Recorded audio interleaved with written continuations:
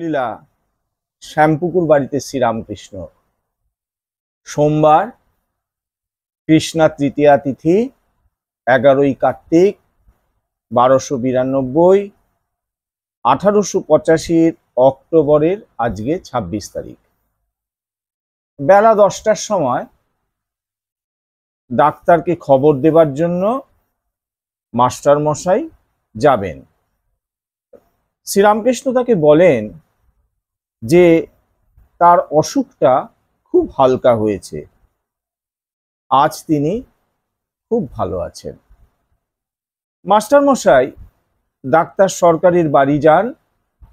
কথা প্রসঙ্গে ডাক্তার সরকার শ্রীরামকৃষ্ণ মণ্ডলীর সকলকে খাওয়াবার ইচ্ছা প্রকাশ করেন।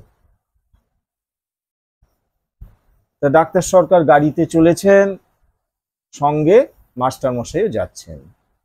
পথে 2-4টে রোগী দেখে ডাক্তার সরকার শ্রীরামকৃষ্ণকে আজ দেখতে যাবেন। পথে তিনি বলেন যে শ্রীরামকৃষ্ণ দেখছি কালীর উপাসক। মাস্টার মশাই বলেন তার কালী মানে আলাদা। বেদ যাকে পরব্রহ্ম বলেন তিনি তাকেই কালী বলেন। মুসলমান যাকে আল্লাহ বলে, খ্রিস্টান যাকে গড বলে, তিনি তাকেই কালী বলেন। তিনি অনেক ঈশ্বর দেখেন না, এক দেখেন। পুরাতন ব্রহ্মজ্ঞানীরা যাকে ব্রহ্ম বলে গেছেন, যোগীরা যাকে আত্মা বলেন, ভক্তেরা যাকে ভগবান বলেন, পরমহংসদেব তাকেই কালী বলেন। কেশব সেন নিরাকার ব্রহ্মের উপাসক ছিলেন। তিনি মূর্তি পূজা মানতেন না, কিন্তু ঠাকুর রামকৃষ্ণের সান্নিধ্যে এসে এবং ঠাকুরের অমৃতময়ী বাণী শ্রবণ করে তিনি উপলব্ধি করেন যে নিরাকার ব্রহ্মই হচ্ছেন কালী। ঠাকুর তাকে উপমা দিয়ে বলেন বরফ আর জল। জল ভক্তি হিমে বরফে পরিণত হয়, তখন তিনি নিরাকার ব্রহ্ম থেকে কালীতে রূপান্তরিত হন। আবার তিনি যখন মিশে যান তখন আবার জল হয়ে যান, তখন তিনি ব্রহ্ম। এবং নিজের গর্ভধারিণী মাকে মহাশক্তির জ্ঞানে, কালিক জ্ঞানে যদি দেখা যায় তবে আরো খুব কাছাকাছি আসা যায়। ঠাকুরের এই উপমা মহাত্মা কেশব সেনকে অভিভূত করে ফেলে, কারণ তিনি কোনো ধর্মশাস্ত্রের মধ্যে কিন্তু এই ব্যাখ্যাটা পাননি, যার জন্য ঠাকুরের সান্নিধ্যে এসে এবং ঠাকুরের সমস্ত কথা তিনি তার প্রবুদ্ধ ভারতে ছাপেন এবং তা জানতে পেরে আস্তে আস্তে ভক্তরা আসতে থাকে। সুতরাং ঠাকুরের প্রচারক হিসাবে মহাত্মা কেশব সেন ছিলেন প্রথম সারির এক ভক্ত। ঠাকুরের সঙ্গে এবং ঠাকুরের সম্পর্কে আলাপটা আরো এগিয়ে চলে। শেষের দিকে ডাক্তার সরকার জিজ্ঞাসা করেন, আচ্ছা তার অসুখের তদারক তোমরা কিরূপে করো? মাস্টারমশাই বলেন আপাতত প্রত্যহ একজন তদারকি করেন, যাদের বয়স বেশি। কোনোদিন গিরিশবাবু, কোনোদিন রামবাবু, কোনোদিন বলরামবাবু, কোনোদিন সুরেশবাবু, কোনোদিন নবগোপাল, কোনোদিন কালীবাবু, এই রকম। এরা সব গৃহীভক্ত। ডাক্তার সরকার শ্যামপুকুরে শ্রীরামকৃষ্ণের নিকট উপস্থিত হয়েছেন। তখন বেলা 1টা। ডাক্তারকে দেখে শ্রীরামকৃষ্ণ হাসতে হাসতে বলেন, আজ বেশ ভালো আছি। ধর্ম প্রসঙ্গ হতে থাকে, কারণ ঠাকুরের কাছে তো ধর্ম প্রসঙ্গই হয় সব সময়। ভক্তরা তা শুনবার জন্য উদ্গ্রীব হয়ে থাকেন। দক্ষিণেশ্বরে তারা ঠাকুরের সান্নিধ্যে 4 বছর ধরে যা লাভ করেছিলেন, এখন শ্যামপুকুর বাড়িতে তারা আবার সেটাকেই রোমন্থন করছেন এবং ঠাকুরের সান্নিধ্যে, যদিও ঠাকুর অসুস্থ তবু কিন্তু তাতে ভাটা পড়েনি। শ্রীরামকৃষ্ণ বলতে থাকেন, শুধু পণ্ডিত কি হবে যদি বিবেক বৈরাগ্য না থাকে? এটা অদ্ভুত কথা। বিবেক বৈরাগ্য না থাকলে পাণ্ডিত্য করে ভগবানকে লাভ করা যাবে না। ঈশ্বরের পাদপদ্ম চিন্তা করলে আমার একটি অবস্থা হয়। ঠাকুর নিজের অবস্থাটা বর্ণনা করছেন। তখন পরনের কাপড় পরে যায়, শিরশির করে পা থেকে মাথা পর্যন্ত কি একটা ওঠে। তখন সকলকে তৃণক জ্ঞান হয়।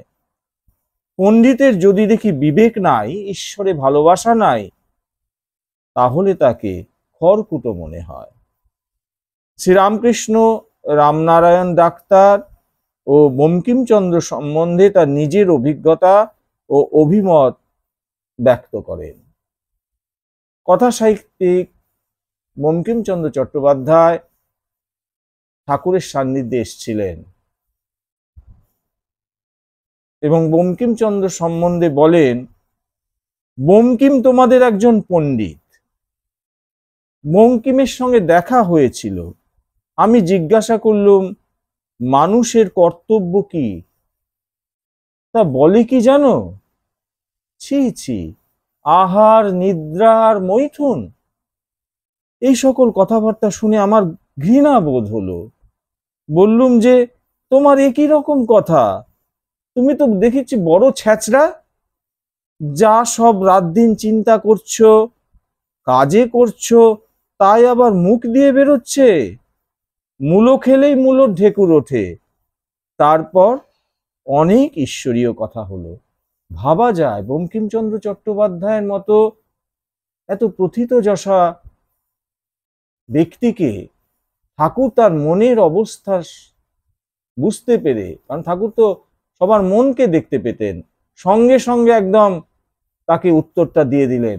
অবশ্য তাতে বঙ্কিমচন্দ্র খুব খুশি হয়েছিলেন এবং ঠাকুরের প্রতি তার শ্রদ্ধা, ভালোবাসা আরো বৃদ্ধি হয়েছিল। যদিও তাদের দেখা সাক্ষাৎ কিন্তু আর পরবর্তীকালে আর হয়নি তেমন। তিনি আরো বলেন, সেজবাবুর সঙ্গে আর এক জায়গায় গিয়েছিলাম। অনেক পণ্ডিত আমার সঙ্গে বিচার করতে এসেছিল, আমি তো মুখ্য। তারা আমার সেই অবস্থা দেখলে আর আমার সঙ্গে কথাবার্তা হলে বললে, মহাশয়, আগে যা পড়েছি তোমার সঙ্গে কথা কয়ে সেসব পড়াবিদ্যা সব থু হয়ে গেল। এখন বুঝেছি তার কৃপা হলে জ্ঞানের অভাব থাকে না, মূর্খ বিদ্বান হয়, বোবার কথা ফুটে। তাই বলছি, বই পড়লেই পণ্ডিত হয় না। তা ঠাকুর তো এই রামকৃষ্ণ অবতারে তার এই অবিদ্যার ঐশ্বর্যটা নিয়ে এসেছিলেন। রাম অবতারে তার হাতে ছিল ধনুর্বাণ, কৃষ্ণ অবতারে তার হাতে ছিল সুদর্শন চক্র, কিন্তু রামকৃষ্ণ অবতারে তিনি এসেছেন দিনহীন অবস্থায়, হাত জোর করে সবাইকে প্রণাম করছেন। তিনি কিছু জানেন না, কিছু বোঝেন না যেন, এই তার ভাব। কিন্তু তিনি তো অনন্ত মহাভাব সমুদ্র, তার মধ্যেই তো সব। ছেলেবেলায় তার আবির্ভাব হয়েছিল। 11 বছরের সময় মাঠের উপর কি দেখলুম, সবাই বলে বেহুশ হয়ে গেছিলুম। কোনো সার ছিল না। ঠাকুর তার নিজের সেই ছোটবেলায় ভাব সমাধির কথাটা উল্লেখ করছেন। সেই দিন থেকে আর একরকম হয়ে গেলুম। নিজের ভিতর আর একজনকে দেখতে লাগলুম। যখন ঠাকুর পুজো করতে যেতুম, হাতটা অনেক সময় ঠাকুরের দিকে না গিয়ে নিজের মাথার উপর আসতো আর ফুল মাথায় দিতুম।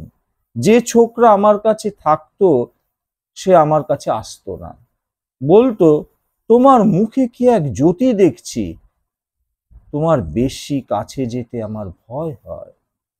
আলোচনা মোড় নেয় ঈশ্বর ইচ্ছা বা স্বাধীন ইচ্ছার প্রাধান্য নিয়ে। শ্রীরামকৃষ্ণ ডাক্তার সরকারকে বলেন, ঈশ্বরীয় শক্তির কাছে মানুষ কি করবে?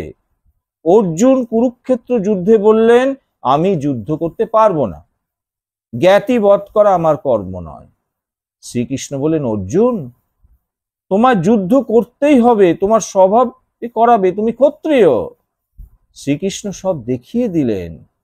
এই সব লোক মরে রয়েছে। শিখেরা ঠাকুর বাড়িতে এসেছিল, তাদের মতে অশ্বত্থ গাছে যে পাতা নড়ছে সেও ঈশ্বরের ইচ্ছায়, তার ইচ্ছা বই একটি পাতাও নড়বার জো নাই। ডাক্তার সরকার বলেন, যদি ঈশ্বরের ইচ্ছা তবে তুমি এত বকো কেন? লোকেদের জ্ঞান দেবার জন্য অত কথা কও কেন?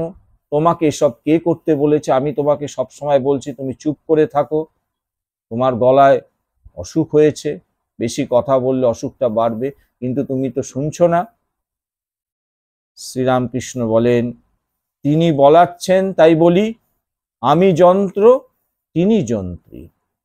ডাক্তার সরকার বলেন, যন্ত্র তো বলছো, হয় তাই বলো নয় চুপ করে থাকো, সবই ঈশ্বর। এ বিষয় নিয়ে ডাক্তার সরকার ও গিরিশচন্দ্রের মধ্যে তর্ক বেঁধে ওঠে। গিরিশচন্দ্র তো এই কথাটা মানতে পারলেন না, তিনি ডাক্তার সরকারের সঙ্গে তর্ক জুড়ে দিলেন।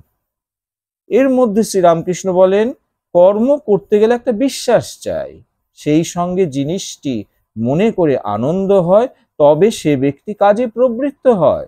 মাটির নিচে এক ঘরা মোহর আছে, এই জ্ঞান, এই বিশ্বাস প্রথমে থাকা চাই। ঘোড়া মনে করে সেই সঙ্গে আনন্দ হয়, তারপর খোঁড়ো। খুঁড়তে খুঁড়তে ঠং শব্দ হলে আনন্দটা আরো বাড়ে, তারপর ঘোড়ার কানা দেখা যায়, তখন আনন্দ আরো বাড়ে। এই রকম ক্রমে ক্রমে আনন্দ বাড়তে থাকে। ডাক্তার সরকার গিরিশচন্দ্র মাস্টার মশাইয়ের মধ্যে রসালো তর্ক চলতে থাকে। ডাক্তার সরকার তার সিদ্ধান্ত বলেন, আমি স্বাধীন, একেবারে বলছি না। গরু খুঁটিকে বাঁধা আছে, দড়ি যত দূর যায় তার ভিতর ফ্রি, দড়ি টান পড়লে আবার।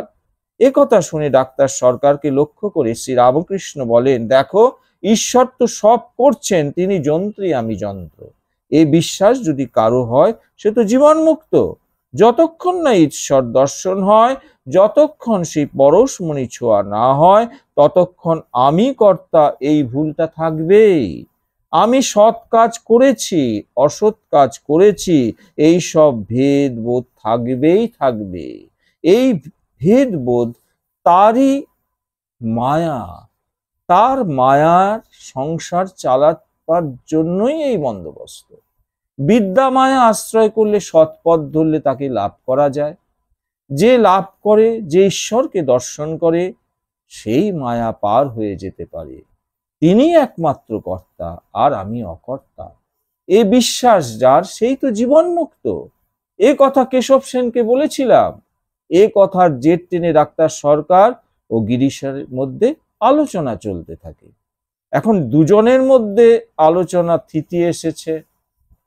সে সময় শ্রীরামকৃষ্ণ বলেন, ডাক্তার যা বলছেন তার নাম কিন্তু অহেতুকী ভক্তি। উপস্থিত ভক্তদের লক্ষ্য করে তিনি আরো বলেন, ডাক্তারের মনের ভাব কি বুঝেছ? ঈশ্বরকে প্রার্থনা করা হয়, হে ঈশ্বর, আমায় সৎ ইচ্ছা দাও, যেন সৎ কাজে মতি থাকে, আমি যেন অসৎ কাজে যেন জড়িয়ে না পড়ি। আমার ওই অবস্থা ছিল, একে বলে দাস্যভাব। আমি মা মা বলে যখন কাঁদতুম, লোকে দাঁড়িয়ে যেত। আমার এই অবস্থার পর আমাকে বিরবার জন্য আর আমার পাগলামি সারাবার জন্য তারা একজন নষ্ট মেয়ে মানুষকে আমার ঘরে বসিয়ে দিয়ে গেল। সুন্দর চোখ ভালো, আমি মা মা বলে ঘর থেকে বেরিয়ে এলুম, আর হলধারীকে ডেকে দিয়ে বললুম, দাদা দেখবে এসো ঘরে কাকে ঢুকিয়ে দিয়েছে। এই তো আমার অবস্থা ছিল। আমাকে কত লোকে যে কত পরীক্ষা করেছে, কিন্তু আমি সবাইকে মাতৃজ্ঞানেই দেখেছি। ঠাকুর তার প্রসঙ্গটা শেষ করলেন। আজ এই পর্যন্ত। ওং নিরঞ্জনম নিত্যম অনন্ত রূপং ভক্তানুকম্পধৃত বিগ্রহং বৈ ঈশাবতারং পরমেশমিদ্যং তং রামকৃষ্ণং শিরসা নমামি।